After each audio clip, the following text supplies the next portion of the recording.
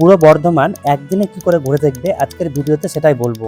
দামোদর নদীর তীরে অবস্থিত বর্ধমান শুধুমাত্র বাংলা শস্য ভাণ্ডার নয়, পাঠান থেকে শুরু করে ব্রিটিশ আর বর্ধমান রাজ সব যুগেরই ইতিহাস ছড়িয়ে আছে এই শহরে অলিতে গলিতে। নমস্কার, আমি রাহুল, আরও একটা মিনি ব্লগে তোমাদের স্বাগত জানাই। সকাল 10টার মধ্যে বর্ধমান স্টেশনে নেমে 6 থেকে 700 টাকা দিয়ে একটা টোটো রিজার্ভ করে নাও পুরো বর্ধমান ঘুরে দেখার জন্য। এই শহরের সবচেয়ে জনপ্রিয় দর্শনীয় স্থান 108 শিব মন্দির।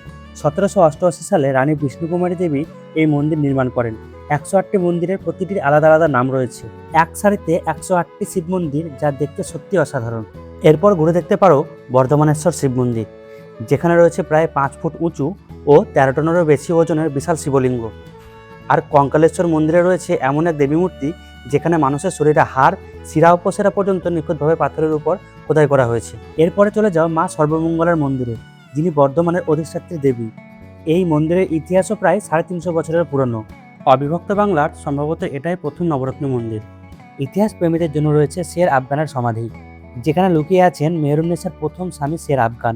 পরবর্তীকালে সেই মেহেরুন্নেসাই ইতিহাসে পরিচিত হন সম্রাট নূরজাহান নামে। পাশেই রয়েছে ঐতিহাসিক বর্ধমান রাজবাড়ি, যা বর্তমানে বর্ধমান বিশ্ববিদ্যালয়ের প্রশাসনিক ভবন হিসেবে ব্যবহৃত হয়। তার সাথেই বর্ধমানের নবাব বাড়িটাও দেখে নিও। আর সবশেষে অবশ্যই ঘুরে দেখো বর্ধমান জুওলজিক্যাল পার্ক। আর হ্যাঁ, বর্ধমানে এসে মিহিদানা আর সীতাভোগ না খেলে কিন্তু ট্রিপটাই অসম্পূর্ণ।